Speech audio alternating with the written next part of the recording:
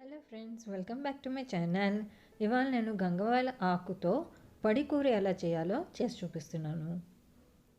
First కడాయి తీసుకొని 2 table spoon నూనె వేస్తున్నాను. అందులో 1 టీ స్పూన్ మినప్పప్పు, ఆవాలు, జీలకర్ర, 2 ఎండుమిరపకాయలు.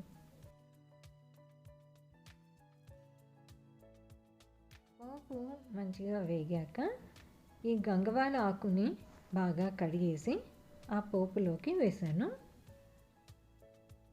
అందులోకి చిటికెడు ఉప్పు కూడా వేసేసి 4 నిమిషాలు ఉడికించడానికి పెట్టాను. 1 టేబుల్ స్పూన్ అల్లం తురుము లేదా అల్లం పేస్ట్ని కూడా వేయాలి. బాగా ఉడికిన తర్వాత అందులోకి ఉప్పు, పసుపు కూడా వేసేసాను. ఇంకా 1/4 కప్పు కందిపప్పుని ముందరే నేను బద్దలుగా ఉడికించి పెట్టాను. ముద్దగా మాత్రం అవ్వకూడదు, పొడి కూర కదా. సో కందిపప్పుని ఆకుకూరలోకి మిక్స్ చేసేసి కొంచెం ఇంగువ కూడా వేసేసి కలిపేశాను. 1 నిమిషం ఉడికించిన తర్వాత ఫ్రెష్గా తురిమి పెట్టుకున్న కొబ్బరిని కూడా వేసి కలిపేశాను. అంతే, పొడి కూర రెడీ అయిపోయింది.